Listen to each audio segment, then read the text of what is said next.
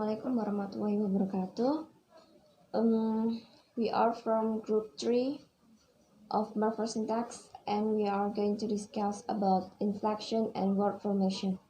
Our group is contained by me, Evanka Anila Trifani, and then Ruf'ah, and Lailatul Kamariah, Diawati Sri Nur Indah, Nadia Nur Fadila, and the last is Laode M. Imam Muslim. So for the first, we are going to definitions about inflection first, and it will be explained by Diawati. I am Diawati. I would like to explain about definition of inflection. Inflection is process of word formation in which items are added to the base form of word to express grammatical word. Inflection doesn't change the word's meaning, but it just change grammatical word. Inflection divided into two types. First, regular inflection, that is the word change that follow the rule by adding s or es and d or ed.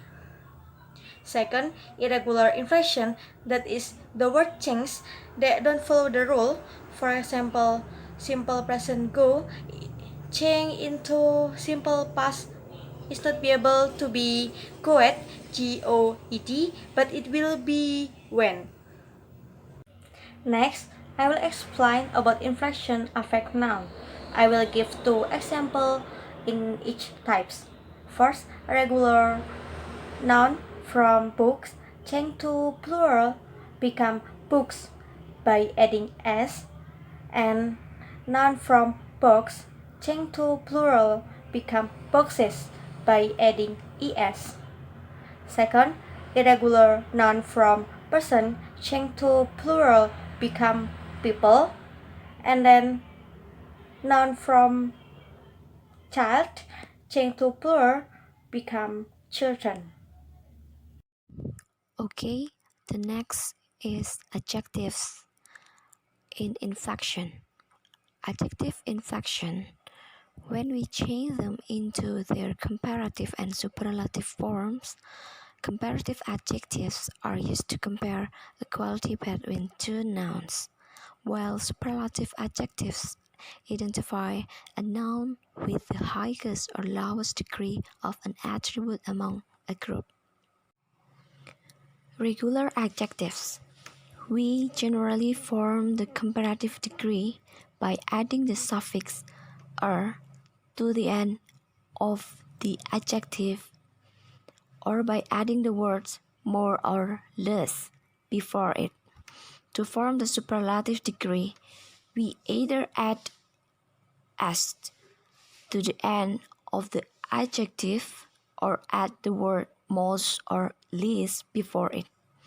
We sometimes have to change the spelling of the adjective slightly to accommodate the addition of the suffix, but the rules for when this is necessary are straightforward and consistent. And its irregular adjectives. The vast majority of adjectives follow the above conventions when forming the comparative or superlative degrees.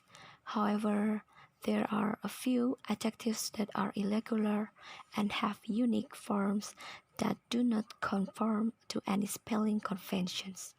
Because of this, they must all be memorized. Let's look in the tab for irregular adjective.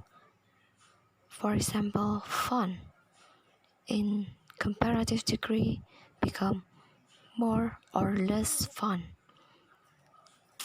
In superlative degree become most or least fun.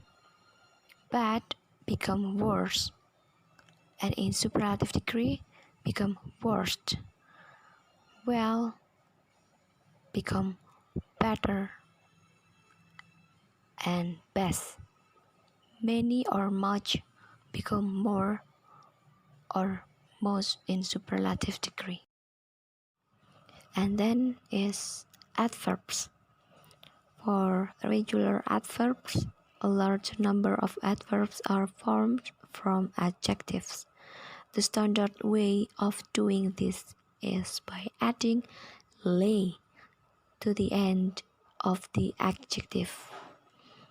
Sometimes the adjective's spelling needs to be altered slightly to accommodate this, but the rules of doing so are fairly straightforward. Here are some common examples. From adjective beautiful and then become irregular adverbs. Beautifully, adjective plus lay. In spelling rule, happy become happily if the adjective ends in a or ye. It will change to ile. Terrible, terribly. If the adjective ends in ly, the ending is dropped and is replaced with lay. And then from adverbs, there is irregular adverbs.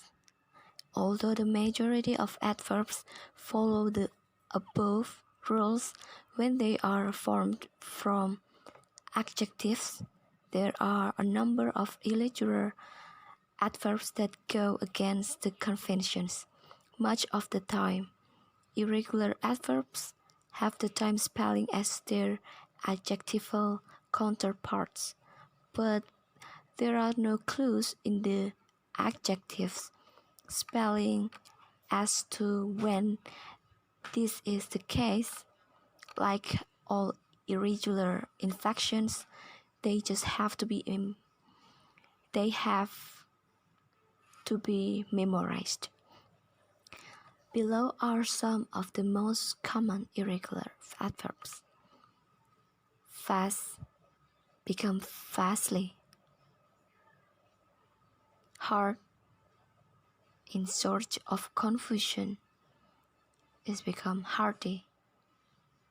Ever is an adverb of frequency, meaning almost never.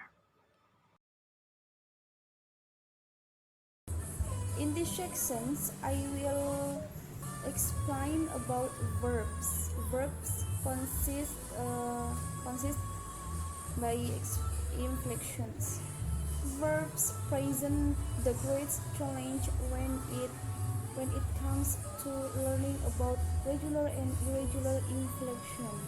A huge variety of verbs are irregular, which means they have past simple tense and past participle. You can learn more by going to the section regular and irregular verb in the chapter on verbs in part of speech. There are 3 points in verbs. Number 1 is conjugation regular verbs. The majority of verbs take the ending d or ad to their base form to create both the past simple tense and past participle. For example, from base form is play. The past simple tense is played and past participle is played. So play, play, played. In another example, listen, listened, listened. In this section, I explain about a regular verb. Next, number 2, conjugation irregular verbs. Irregular verbs don't have spelling rules that we can follow to create the past simple tense and past participle. This means that the only way of knowing how to spell this form is to memorize them for each irregular verb individually. For example, base form. C. Past simple tense, so past participle seen, and the meaning is melihat. See, saw, seen. The other example: give, gave, give, gave, given. Think, thought, thought. And the last is conjugation be. As we mentioned above, the verb be is unique among verbs for having a huge variety of conjugation. Not only does it have is unique among verbs for having a huge variety of conjugation. Not only does it have irregular inflections for the past simple tense and past participle, but it also has specific forms depending on plurality and grammatical person, first person, second person, and third person. My name is Nadia Nurfazila. I would like to explain about word formations. Okay, let's start. First is definitions. The definitions of word formations is, in linguistics, word formations is the creation of new words, or word formations is the process of forming words by combining, cutting, summarizing, borrowing from other language so that they change the form of word from the origins. Next is process. The process of word formation there are: first, compounding, conversions, borrowing, blending, clipping, back formations, and acronym. Okay. Next, I would like to explain about acronym first. Acronym is the process whereby a new word is formed the initial letters of the constituent word of phrase or sentence. For example, from the initial letter of word of the phrase North Atlantic Treaty Organization, the word NATO is formed. NATO, NATO. Next is acronym has two types, namely, first, acronym which are pronounced as words. Example is NAS or NASA. NASA. NASA is National Aeronautics and Space Administration. Or the second is acronym which are pronoun and sequence of letters, also called alphabetism. Example is COD, cash on delivery. Okay, the second is clipping. Clipping is the process whereby the words are formed by shortening other words I and E by eliminating the initial part, the last part, or both parts of those words. Example, one is phone from telephone, and the second is from plane from airplane.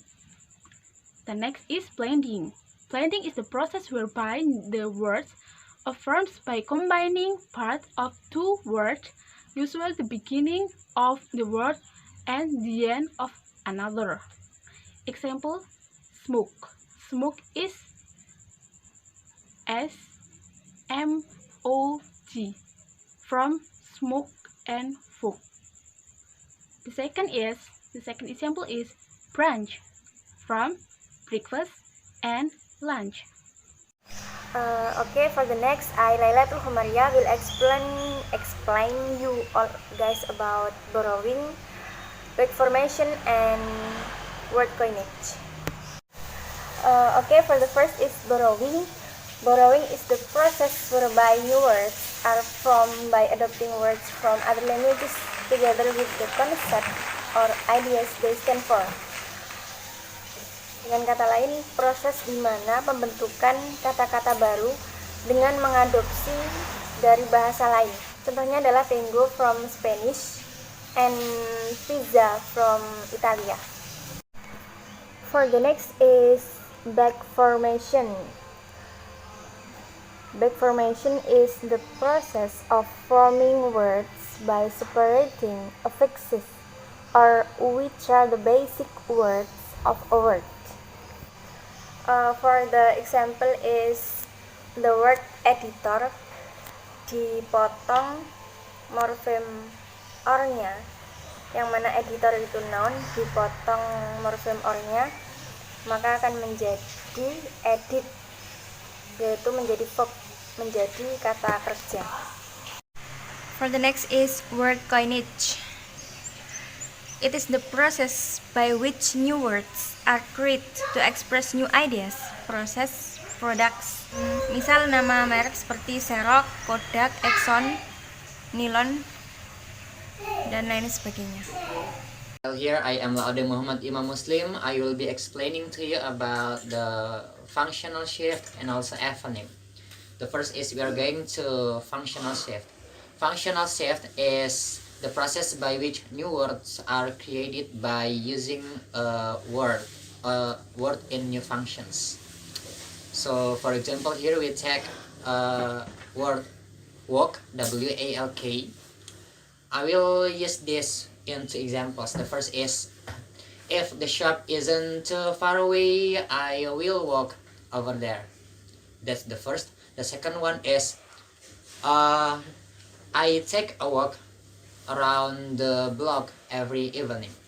So from these two examples, we can see that I use the word walk, W-A-L-K, into functions. The first is, it is as a noun. Sorry, let me repeat. It is as a verb. Walk means berjalan. The second is a walk means sebuah perjalanan. It is as a noun. Okay, among the changes in pronunciation are the following. The first is voicing of final consonant sounds. The second is shift of stress and vowel reduction. And here I'm gonna explain you about other cases of conversions. The first, conversion to noun from verbs. For example, answer, attempt, bet, blow out. From adjective, comic, daily newspaper. From adjectives, ignorant, poor, rich. From close class words, but, downs. From affixes, isms. From phrases, also, rents, been, to. And all the second is conversion to verb. From nouns, baby, bicycle, boat, bottle. From adjectives, calm, calm down, dirty. And then the third one is conversion to adjectives. From nouns, brick, curtains, nylon, reproduction, and that's all. It's about the function of shift. Now I'm gonna explain you about eponym. Well, now, eponymy. Eponymy is the process by which a number of words for places, inventions, activities, etc. have been derived from or based on the proper names of persons somehow connected with such places, inventions, activities, etc. For example, here we have Washington DC. You know Washington DC? It has been named for George Washington and District of Columbia for Christopher Columbus. Well, that's all the explanation about function of shift and eponymy from me. I hope you can enjoy the video and also you can understand what I am explaining to you. Okay guys, that's all for this time for being us, and thank you so much for your nice attention. I apologize if any mistakes. If you have any question, you can ask in group chat. That's all. Wassalamualaikum warahmatullahi wabarakatuh.